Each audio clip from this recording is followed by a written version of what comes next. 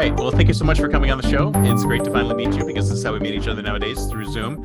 So, why don't you tell us a little bit about yourself and your organization and what you're passionate about? Yeah, thanks, Chris, for having me. It's a great show you have here. Look forward to the latter part of Thanks. the segment too. My name's Tim Estes. I've been an AI CEO entrepreneur since I was 20 years old, and No, so no, no, no, no. It just came out last year. Come on. yeah, Tell the yeah, truth. yeah. Tell the truth. It was so like yeah. In some ways, like you could say that I was in it before it was cool, but the truth is, it's 60 plus years old and it's gone through cycles. And my last company got founded at the trough of a cycle too. Hmm. And so spent a long time applying artificial intelligence in this company called Digital Reasoning to a lot of hard problems like counterterrorism efforts, and then finding like bad and corrupt bankers and modern communications, finding trafficked children online that would actually So this is definitely in the AI for good space, is yeah, what you've yeah, been it working on. always has been for me. And then I ended up becoming a dad, and I've got a couple of boys. One of my boys is actually turning 8 today, and Wow. uh, and so That's a I fun think age. yeah, it is a lot of fun right now. And so what happened was the issues of what they would be facing as they grew up got to be very important to me and very personal. And so that led me to build a new company called Angel AI. And I love the Angel name, by the way. That's a great name. Great name. Well, we love it too. It's our 5-year-olds, and so there's been a few angels out there, but none like ours. And so when we look at it, we wanted something that would really give them a much more healthy experience online, to sort of almost remake the whole internet with kids in mind. Hmm. And they could grow up with them. So it may start with young kids, but we have a vision of this that can grow and progress as kids get older. And it's, essentially it's this opening to be a personal AI that a bunch of parents have designed and designed for kids, that can, solve this immense gap of opening up technology and curiosity to kids, but without overexposing them, because the business model behind Angel is just like, a smart browser. I mean, it's essentially Hmm. like a browser powered by AI. It's maybe what the browser would be if we built it today, for kids. And Nice. it does a tremendous amount of curiosity satisfaction for kids on all kinds of subjects, but then starts to bridge them to content on the internet, and then can serve as a way to direct them to good stuff and not just say no to things, which has been typically a problem in this space, is that mostly they've been glorified firewalls. And Right. we think the only way kids are going to adopt it is if it's actually compelling to them. Right. So what makes this different from, say, something I can install on my kids to block the sites that they go to? I mean, how does this I'm assuming that's sort of like a granddaddy of what this is, but how is it different? Yeah, I mean, I would say, we wanted to have, so I guess the way I started is we started by looking at how our kids start using technology. And a lot of them start nowadays by talking to Siri or Alexa. So they're kind of naturally voice-based browsers. Interesting. Yeah. And we as adults had to convert to this weird process called keyword search to go get a bunch of stuff, So unnatural. then read it. I mean, like that's not how like we really think. It's not like you meet someone and you throw like a word at them or two words and they get Yeah, what you want. exactly. That's not how we engage as human beings. Tennis player? No. Yeah, exactly. And so tennis player from Sweden, and so you could kind of, and so it starts into being really challenging, and we converted the way we work naturally to fit what the machines could do. We now are at a point post ChatGPT and with really cool services like Perplexity and U.com. Like Perplexity announced a really big round recently, and they're doing amazing stuff. Like we're going to see, I think, search be totally transformed as a question answering capability, and search and links will become subordinate to the AIs doing that work for us to gather, Absolutely. It's the take best all the time. cruft out. It's really for those people that excel in research and love to know, like it's really exciting for us. And What's weird though is like within 3 or 4 years, you can envision that we won't use keywords hardly at all anymore. Like it'll be so antiquated. It'll be like going to the Yahoo directory in the late 90s. And so kids, this generation, the alphas, they never have to learn it. And that was Mm, our epiphany was we now can make an age appropriate, interactive conversational AI that can adapt with the kid and answer their questions, but also can be a bridge, basically replace search for them and accumulate context so that search becomes more powerful and more personal and more effective, both in what's found and what's explained. And if you do that, you've solved the filtering problem a different way, because you're not having them go open-ended to the internet. You actually have this guide, this sort of angel on their shoulder along the Right. way, the name. And we think that is the healthy way for kids to be engaged with technology. And without kind of having to force this argument that's been going on between this, what I'll call the A cells and D cells of the safety movement. The A Mm. cells in this one is like technology will make personal tutoring and all these great things, so keep your kids plugged in. The D cells are like the Jonathan Hates that document very effectively like how much harm has come from the unintended side effects of a lot of this technology, and especially the business models that have been used adversarially against these kids, Right. and are going to be used against my kids unless we do something about it, right? So Angel comes out of a belief that I'm a technologist. I've seen the power of technology to help people, to save lives, to do powerful things. I believe innovation is net positive if it's tied to people and business models that are net ethical. Mm. And so when we see the harms, it's often because something was known at some point and people just look the other way, and then 10 years goes by and it's an epidemic. Right. And that's kind of what's played out in a lot of these kids' safeties with the kind of abuse you see on Instagram and all these other areas. None of this is new. A lot of this has been known. It's gotten more obvious to the point they dragged the CEOs in front of Congress, 3 months ago, and just go thing after thing, and they just don't have good counters to it. It starts being not credible. And I'm sympathetic to parents that feel so bad about that they want to disconnect their kids. But I want to give another way. I think our team wants to give another way, which is like empower your kids, but now you can do it knowing they're safer than any generation online before. Well, don't you have to have a locked device to not let them go anywhere else, though? I mean, isn't there some hardware requirement as well? Well, so what's really cool is between what Apple and Android give you now, as a parent, you can use their tooling to kind of accomplish that, to either Mm. directly down a variety of applications and or time limit, so that you're enforcing a little bit of balance, like for them and their screen time usage. Angel actually can hook into that technology, and we have a very simple way where parents want to take their device. Like a real use case is, you're out at a restaurant and your kid has a question and you kind of know the answer, but you kind of don't know the answer. And like, you want to go look it up instead of like sitting there and searching for anything else. Like, you can now hand Angel on your device over, know it's in Angel safe mode where they can't get anything else, and they can have their questions answered, or they can interact. Nice. And it can find, not just like answers, but YouTube and other things that are interesting content points. But knowing that content has been filtered and re-ranked to something that's relevant and positive for them. And so that's really the key. So we do hook into those things. We're not building that out because, number one, the core smartphone vendors and smart device vendors are doing, I say, a decent job of investing in the controls. It just isn't the easiest controls to leverage. So we try to make it really easy. But we think that's kind of a small thing, because there's a lot of kids that are always going to have a handful of things that they do beyond Angel. There'll be games, there'll be, certain like streaming sites or other things that the parents are okay with, as long as it's time limited, right? And Right. managed. So we think that Angel becomes a primary on-ramp for younger kids. As they get older, it becomes more of a co-pilot to help them explore and understand and save them tons of time.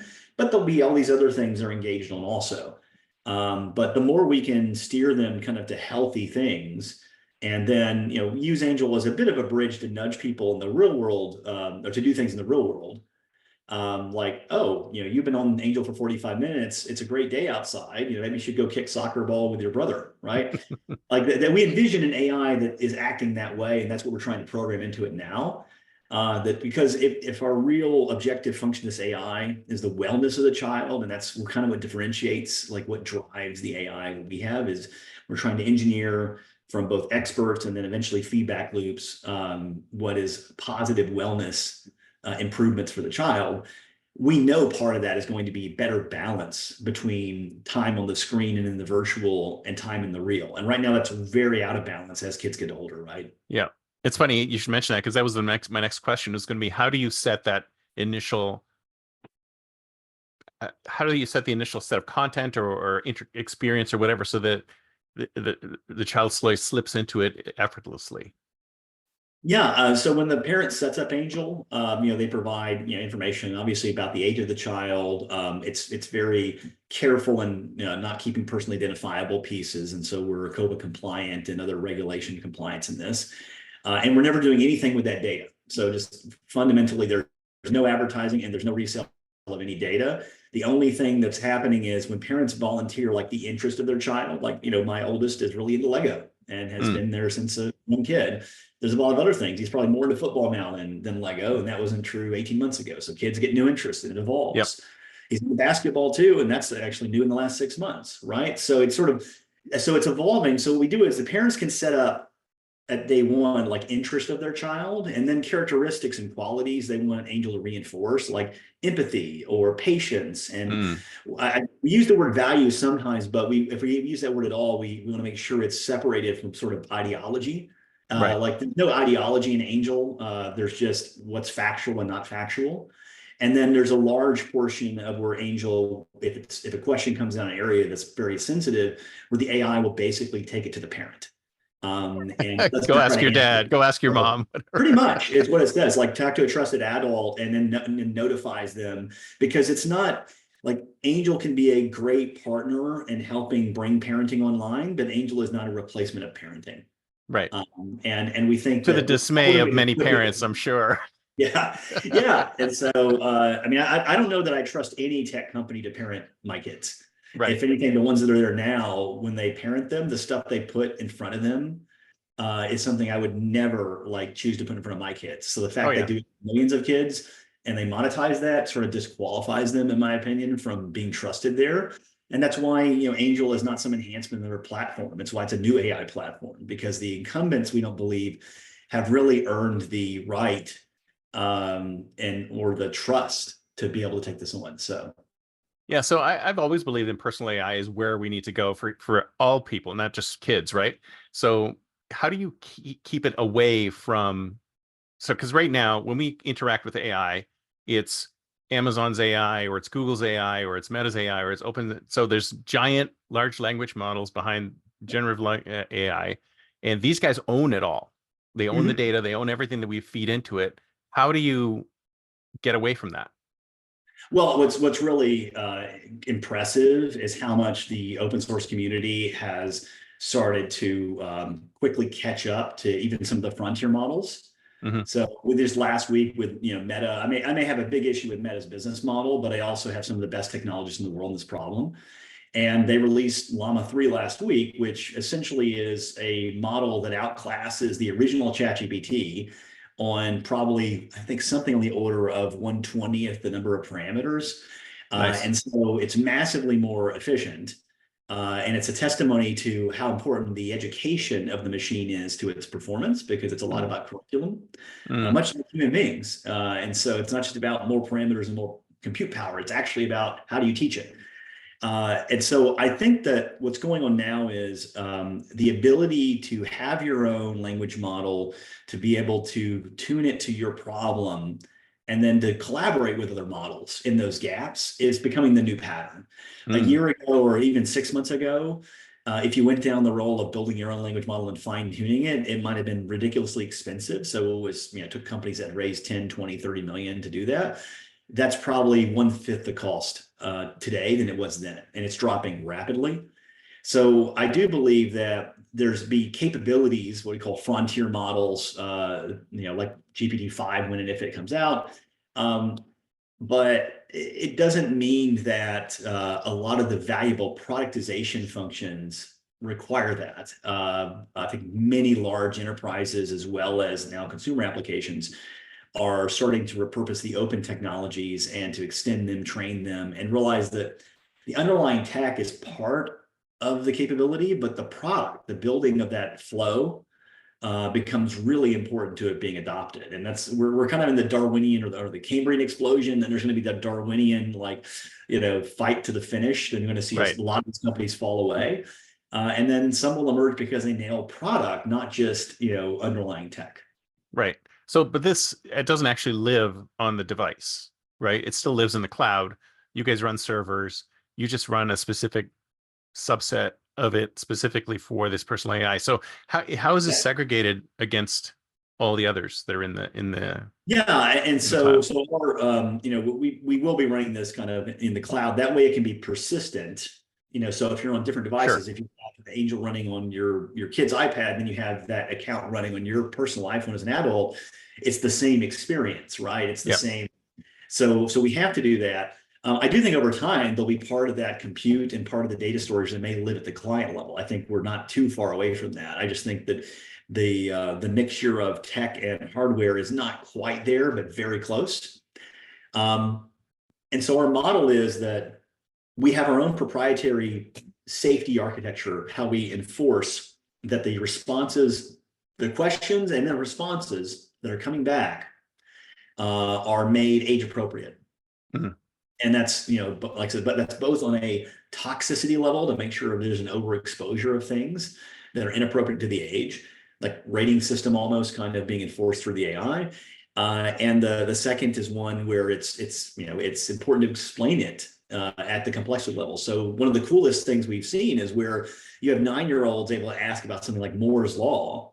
Yeah. Like their parents might chat about it and they ask about it and it explains it to them in really straightforward ways. It's all true, but appropriate to them. And so the Nice. explainer function of it becomes very powerful. I had an older child that had asked about the difference between the general and special theories of relativity, and watching that get explained to essentially a 12-year-old was pretty interesting. Pretty compelling. Refreshed my own memory on some of the Love subtle it. differences. And I think that there's a lot of utility in that, but there's also, we realize that's only understanding and knowledge discovery is only part of why people use the internet. There's also a strong entertainment piece. So we think that we're providing optionality for safe entertainment inside Angel, like by what Right. videos will walk back, other content, other activities will add over time. And we're definitely solving that question answering problem for the kids. And then finally, like there is a really cool component where we are looking at the questions that kids have asked. I said the system is looking at those questions and is learning from them and then sending insights to the parent. So every week there's a little update like your son has interest in this. You could nurture this by that and that and that. And we've had numerous parents in the beta testing so far who have been really like taken by that. It happens to fit the tempo of how parents can engage. Like if something really interesting happens, they can afford to engage daily. But most parents, it's like a weekly thing because you work in the week and then you go to the weekend, and it's really neat to Yeah. get that email like on a Friday night or Saturday morning that your 2 or 3 kids, here's the different things they're asking about. And Are you sometimes sure your AI is not reading my mind? Because that was going to be my next question. It's like, how do the parents get informed about what the kids' progress is and stuff like that? I mean, and then what does the form of this report take? Just does you get an email saying, "Hey, here's how Johnny did this week," or how does Well, that so work? we have this thing where we're kind of calling it a living journal of the kids' curiosity.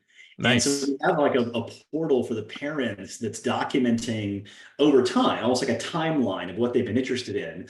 And there's a lot of inspiration in it coming from things like, the iPhone has this really cool, I mean, it's also when, your Apple TV and other things, but the really cool notion of memories where the AI would just put together some photos, even put some Yep. music to it. And it's one of those really neat things. And occasionally those are so cool, you want to share them.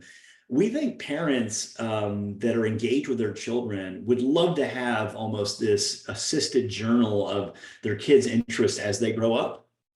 And also, of course, be alerted when they're like diving into areas, almost like they ask a question like, well, where do you hear about that? Yeah. Yeah. Um, what happens with us as parents, if we're realistic, is like that often does happen, and we have a time delay of weeks or months before we maybe fully realize that they've talked to someone and they've already been curious down an area where they could use some guidance, and we didn't know until they've already got formed views, Yeah. or at least maybe misinformation. If they're getting it from their peers, it often isn't correct. And I think what Angel does is Angel becomes a safe place that they can engage with their curiosity, potentially daily. And the parents, therefore, now are brought closer to the child because they can see that curiosity in action and know that they're going down this road. I probably should talk to them about that because I wonder where that came from.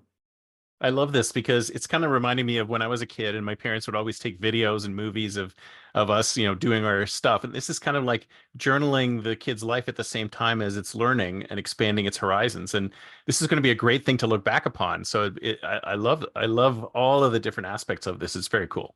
Yeah, our goal is that when kids eventually grow up and maybe get married, that when they pull out the scrapbook, they pull out Angel and they can actually export some stuff from We showed at the Angel. wedding, right? Yeah, yeah. So Angel, maybe this isn't a selling point for kids. We'll embarrass you 10 years later, but no, but it's all legit. And I think that one thing that's important is we're trying to walk the line between the ability of parents to deeply understand their child and realizing it's their both legal responsibility and right to be able to kind of shepherd the child through this phase. I mean, it starts off with telling your kids like don't go run in traffic, Yeah.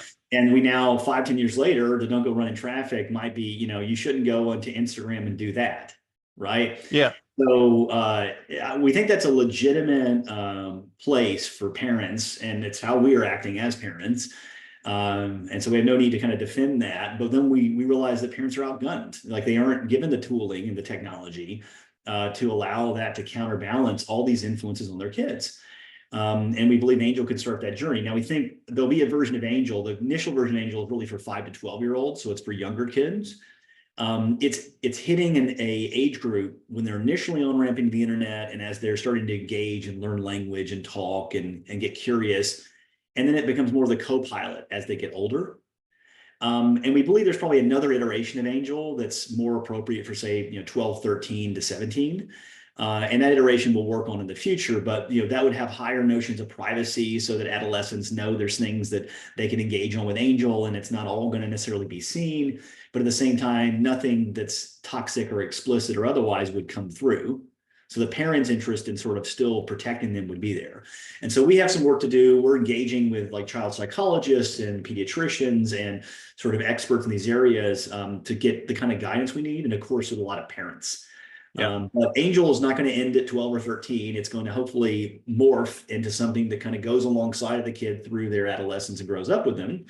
And ultimately, there may be an Angel when kids graduate at 18 that becomes just their AI. Yeah. And, And I and love the idea is that so it's time like think like a futurist. It's year 2034, but I'm yeah, thinking that I would love to be able to see something like this actually extract patterns from a child's over the course of the child's life to help yeah. direct them to what professions they should do or what things they should do next. I think is that something that's in your roadmap?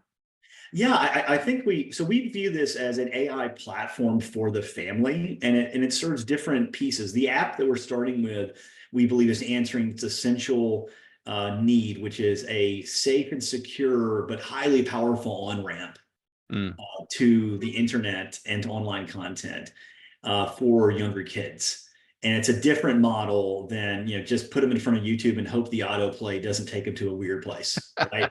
Which is the reality today. Like that's the number yep. one reality for parents on technology is the kids will watch YouTube and then they're watching some silly influencer thing, X number of days into it, and they get hooked on it, and you're just Yep. like, what happened?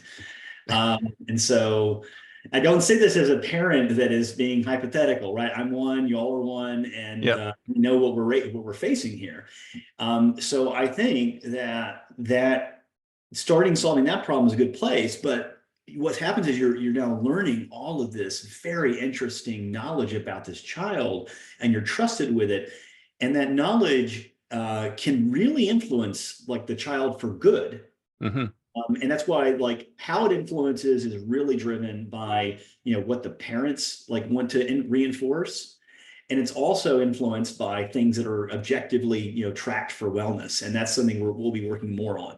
But we do envision Angel being something that's always there, like Angel on a watch, so that you could ask a question there and it's going and doing work for you in the background as a kid. Or as a parent, you want to ask about something related to your kid, and now you have this AI that knows this and is there supporting it. The most important thing is we may be the manufacturer of this car, but you own the car. Right. Like our business model is fundamentally different than the others. This is how software was. I would say this is how software should be again. And I believe, let's step out 10 years. And that's one of the things I love about this, your podcast is if we step out 10 years from now, I believe several things that don't seem entirely obvious today will not only have happened, but will seem like they're obvious in retrospect. And one of those is this complete moving on from search and even websites and destinations as we know it. Yep. I think we've lived in this weird 20-year period of the direct tie of human beings to the internet. And we're about to enter into a new 20-year period of the intermediated internet, where AI Yes. serves us and across, all kinds of functions, service in our work lives as adults, serve kids in their educational process, serve them in their sort of social process. And the power gets more distributed and more fair. And ideally, the abuses go down when that happens. Um, and so sort of the, inverse of, absolute power corrupts absolutely. Well, if you were breaking up and democratizing that power, so each parent had a pretty powerful AI that could be a wrapper for their family and their interests, you would expect it would change fundamentally that balance for the better. And that's what we're going to try to accomplish. Right. So I think that kids grow up with their own AIs in this future world. One of my favorite movies was the old Robin Williams movie Bicentennial Man. I don't know if Oh, I you. remember that. And so we're like, he's kind of, a little dorky. It's a little very data-like. There's some really good robots like in the movies that are really fun characters, like, Evie and Wally and Wally, obviously. And then the character in that movie and Bicentennial Man. And then you have two or three others that are really interesting. Commander Data, when I grew up with. And I think there is this notion of early AIs trying to understand humans and getting better and better, and eventually having deep empathy. And so Yep. I actually think there's a lot of talk about the alignment problem. How do you have AIs essentially be aligned with human interest and not diverge and become very dangerous? I mean, if they grow up alongside as friends of our children, I'm hopeful that takes us more in the right direction. Yeah. They need to get to know Um, us. Once they get yeah, to know yeah. us. Yeah, our good and our bad, right? And I think that and so I think over that 10-year sort of horizon, every family has multiple AIs that serve them. The idea of them going directly to sites and content sources is a little antiquated because your AI can go find anything for you perfectly.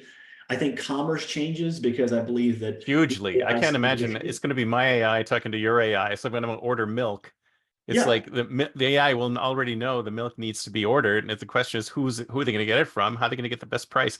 It's all AIs talking to each other. All of these burdens that we have right now, many of these burdens will be lifted because the yeah. AI will be doing these things for us.